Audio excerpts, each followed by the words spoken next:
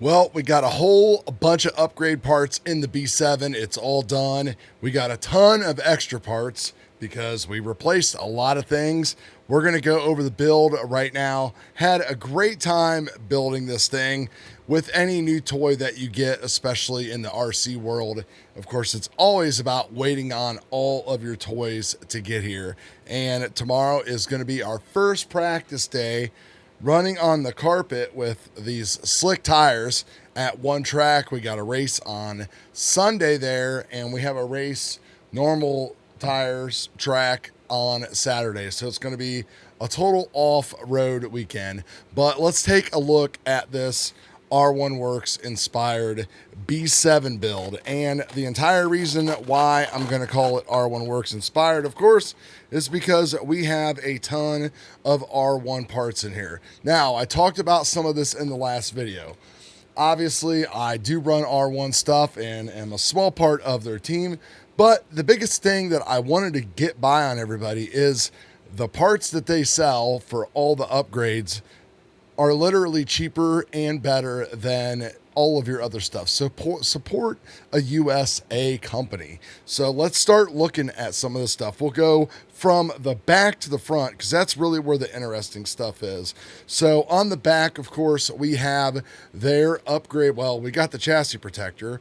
We've got their upgraded D and C block. You can see the D block right there. Way more material than the factory team one and the one that comes with it. I've heard that they are going to upgrade these in the next revision of the B7 because they are a weak point, and when you're running low toe angles and stuff, you can get your pins popping out there and all that kind of stuff. So we aren't going to have to worry about that. R1 fan, aluminum, beautiful fan that you can see there. $12.99 for that fan. How can you go wrong? Of course, we've got something interesting here. We've got a few interesting things. We've got their new low profile Shorty 4400 2S pack. We have the super short 21.5 motor. We'll see how that goes. I bought it for street stock and I never ran it, so we'll throw it in the buggy. Maybe it's not as powerful as their bigger ones, the HD versions. I don't know. For me, it's going to be fine. We'll just go ahead and roll with it. And then the biggest thing is the transmission back there. That is the R1 custom transmission. And I wanted to get some video of this while I was putting this thing in. What this transmission does is it basically turns your B7 back into a 3-gear transmission instead of having the longer 5-gear that they have now. So it is about maybe a centimeter shorter, so you're missing 2 holes up there. I'm not sure how that is going to affect the Flex or anything else, but I do know that there was problems with the molds for the original transmission case. I've got the carbon case if I ever want to throw it in there, but everything just fit together and is working super great. This is the transmission right here that I'm talking about. They've got one left. They've been selling out these batches as fast as they can make them. It comes with your idler gear. It comes with a fan mount because you're going to need to mount the fan back a little bit further now that the motor and stuff is a little bit further back in the wheelbase, and everything still feels really good and balanced. This buggy is coming in at 1,539 grams, and we've got a lot of factory team carbon parts on here. Obviously, we've got some thicker wires. We went with some 12 gauge wiring, and we've got the R1 ESC, it's kind of a weight penalty at this point, but it's power.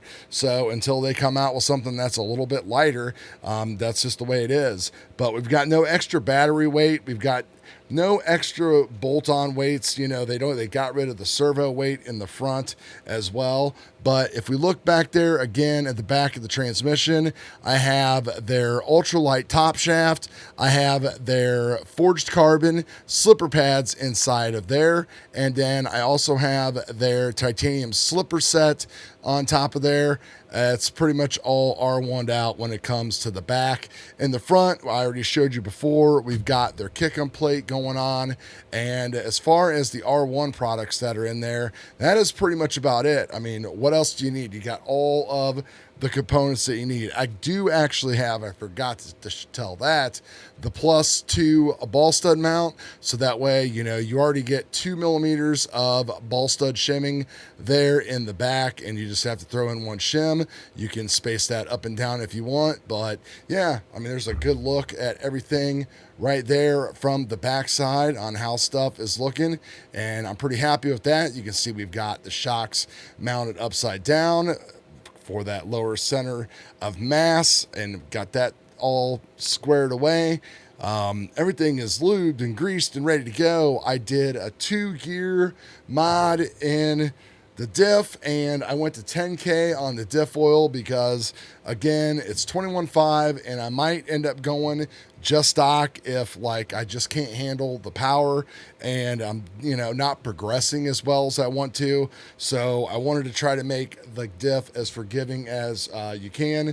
It comes, you can get, like, you know, 4-gear. It comes with 30K oil, but I think the 10K is going to work out really good.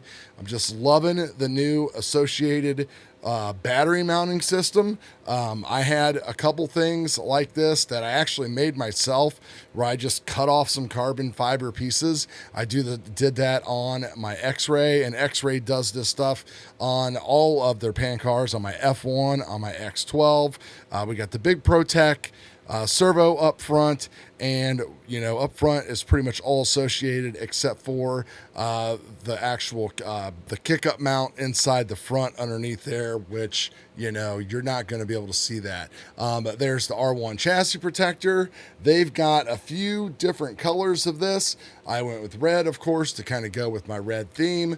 As far as when carpet goes, to be protected, we've got this kind of cut off a little bit here, and I'm going to sand that down a little bit so that way that doesn't catch on the edges of the carpet a little bit. It's literally the last thing I need to do.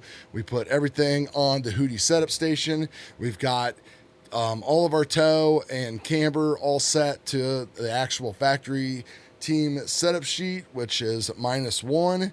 So we are ready to rock and roll. This thing feels good. It looks good. The body didn't turn out too bad. I got in a little bit of hurry, and you can see I've got some black overspray there, but I kind of like this whole black and red theme. It looks pretty evil and awesome, if you ask me. But yeah, I'm pretty stoked about just getting out and running off-road again.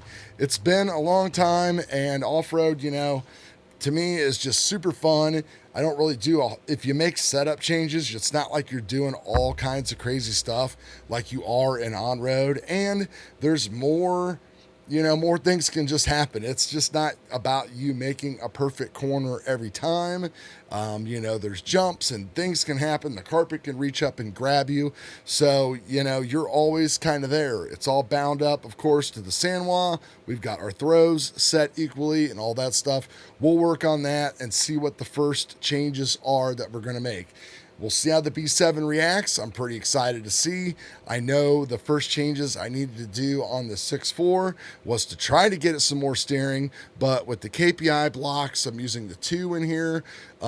Everything should be good, and I'm also anxious to see how different the car is going to run on carpet with these big raw speed slicks versus the things like, you know, our J-Con tires here, that we're running it on normal, you know, at the normal carport tracks and stuff.